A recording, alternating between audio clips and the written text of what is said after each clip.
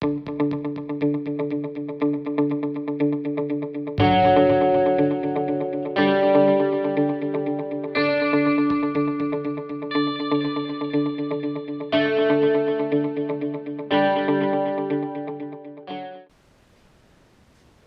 it's T with TeaQuilts, and I'm quilting my Spools quilt today, my giant spools that I made in a previous video. I'll link the video in the description field. And I am also working on a special project. Now, this is my second time attempting this process. The first time I had put a different anchor on my long arm so that I could see better. But when I did that, it wasn't showing my hopping foot. So I'm hoping that you can see the needle going up and down before the camera stopped about here. So the assignment for our long arm group was to quilt in a spine over the entire quilt and then just throw feathers on the quilt top. So that's what I am planning to do. So I am just going to start here. I'm not going to go out in the borders. I'm going to throw feathers out there, but I'm not going to start them right there. So I have already basted my entire quilt down. This quilt is only 37 inches square. When I did this other process, I did it on my focus fabric blocks that I showed you, and I'll just show pictures at the end of that quilt with the feathers, but I can't show you any video, so I'm hoping that this is working today. So let's get started with just the spine, and I'm just going to freehand the spine.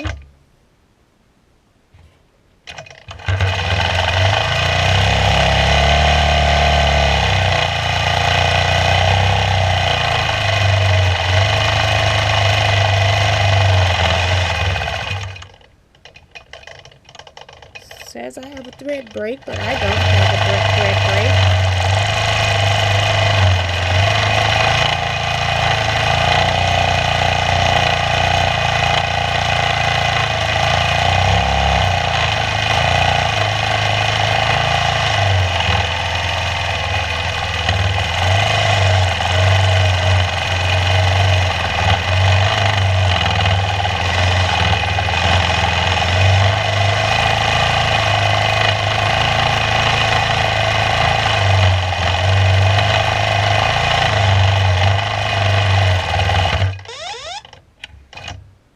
Saying thread break is detected. So let's see what's going on with the thread. Okay, so now I'm going to roll to my next position.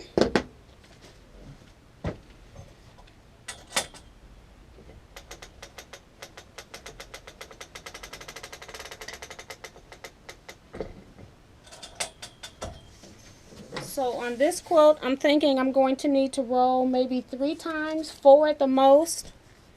Come back around the corner here and continue with the spine. So we're just quilting the spine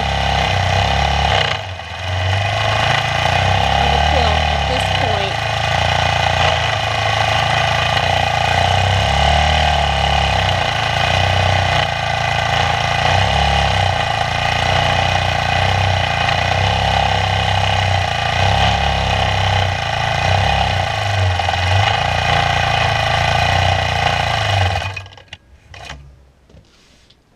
To stop here and roll.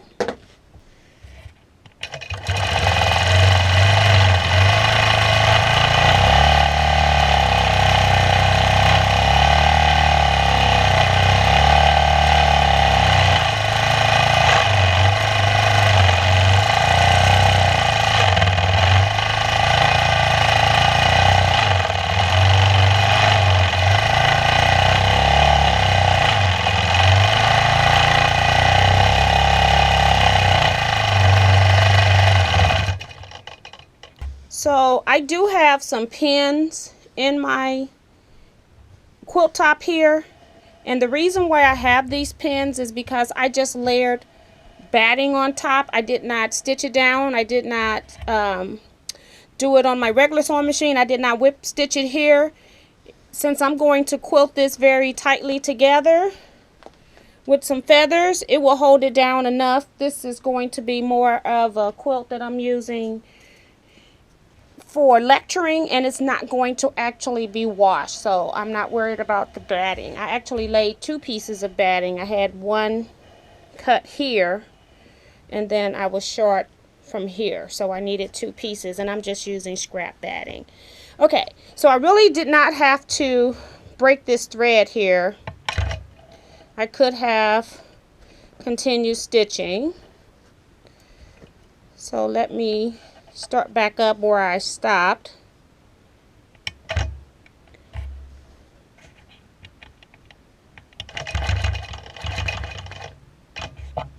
Okay. And again, our assignment is to just practice throwing feathers. And she says that when we make a spine over the entire quilt, it forces us to sew in all directions, creating feathers. So I am not going to do the humpback feathers. I'm just going to do the very easy feather. And part of that is because I practice the humpback feather, but I never do this other feather. So I will figure out how I'm going to end this area when I start back up and go on the other side. So I'm just going to go here and start throwing my feathers.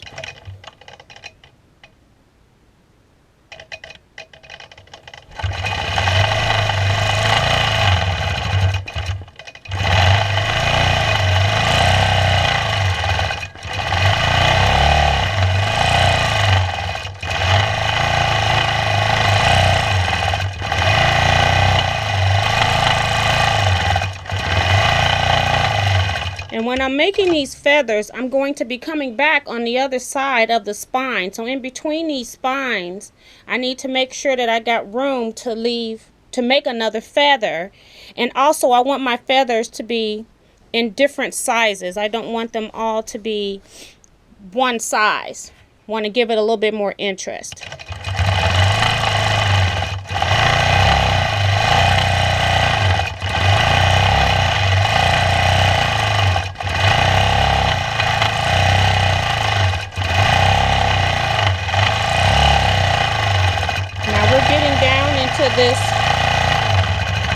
The inner curve of the feather, so you might want to take some short ones there and then come around and hook around for a bigger feather.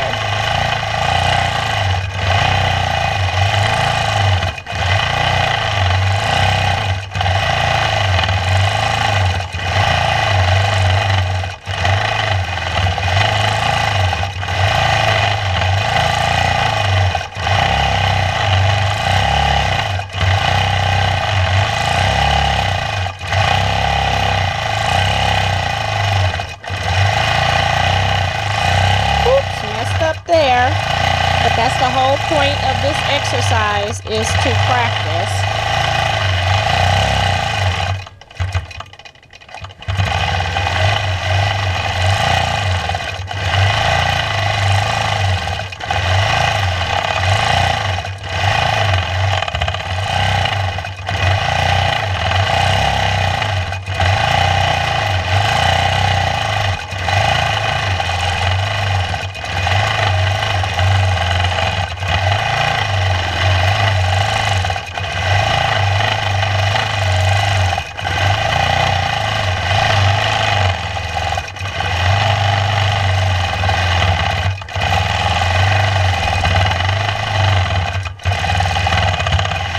So now that I'm on the other side of this spine, I want to make sure that I'm kind of meeting my feathers from before to close in any large spaces.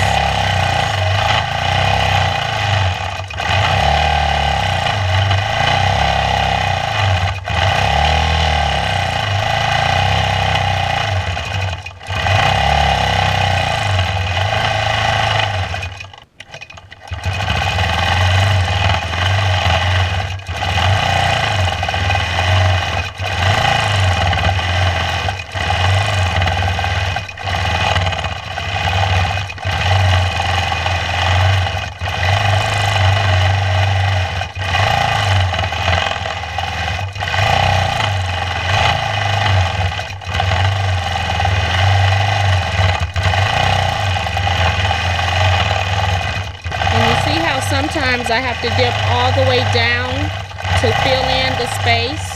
You want to kind of make those feathers meet so that there's not a large gap of space being created.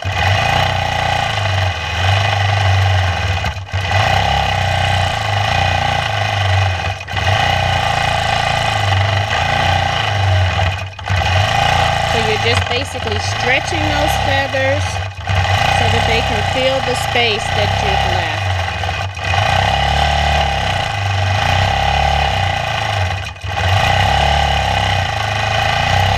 And I want to leave along the edge, I want to leave 1/4 of an inch out so that when I bind the quilt, I won't lose my feathers. So I did all this hard work for them, so I don't want to cover them up. So I'm going to just stop about 1/2 inch or so, and that will give me a little room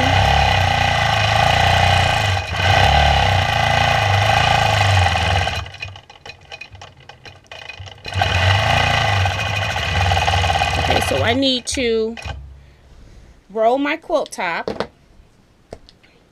So now I can continue coming along this spine, and then I'm going to come back along this inside.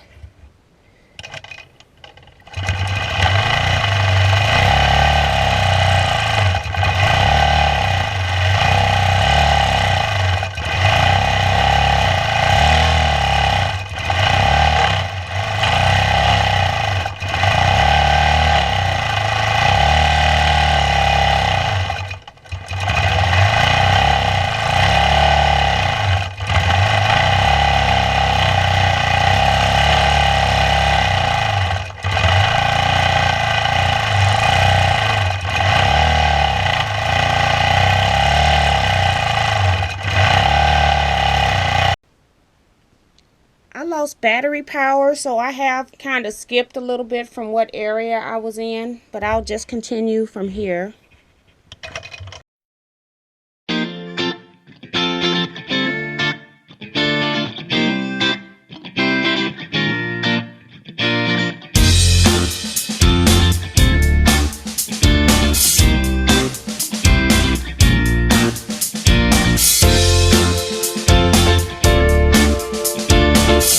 So now I'm back at the end of the spine, and I could do two things. I could go back all the way to the bottom, and I can start throwing these feathers from the bottom, but I am just going to curve my way around, and now I'm actually going to go and do this inside part that got skipped previously. So I'm just going to keep going and show you how I'm going around this area.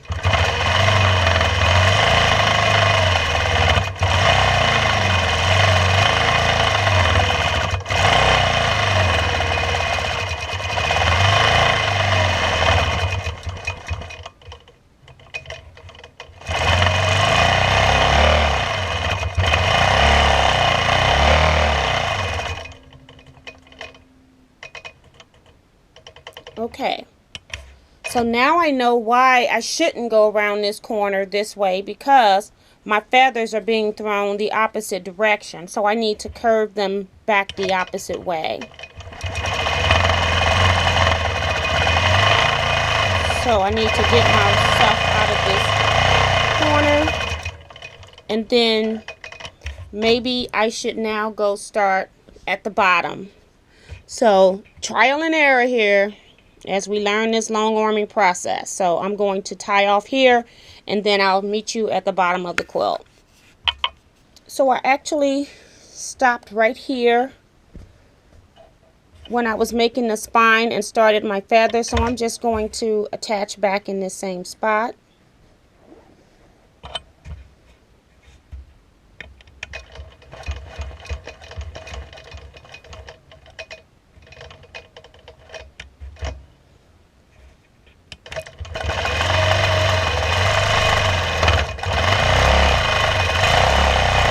Finish off this side. Now I've got to throw feathers so that they are still down when I come around, and I think this is right.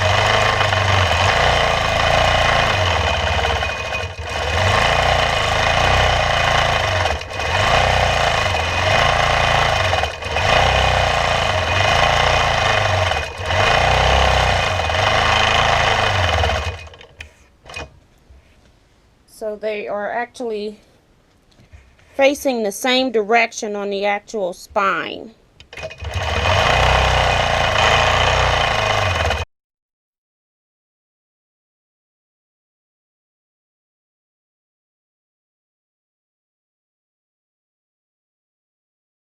I'm back and I have quilted my entire piece, and I just wanted to start at one end. I'm going to just come down a little bit, and I'm just going to roll down and let you see a complete row.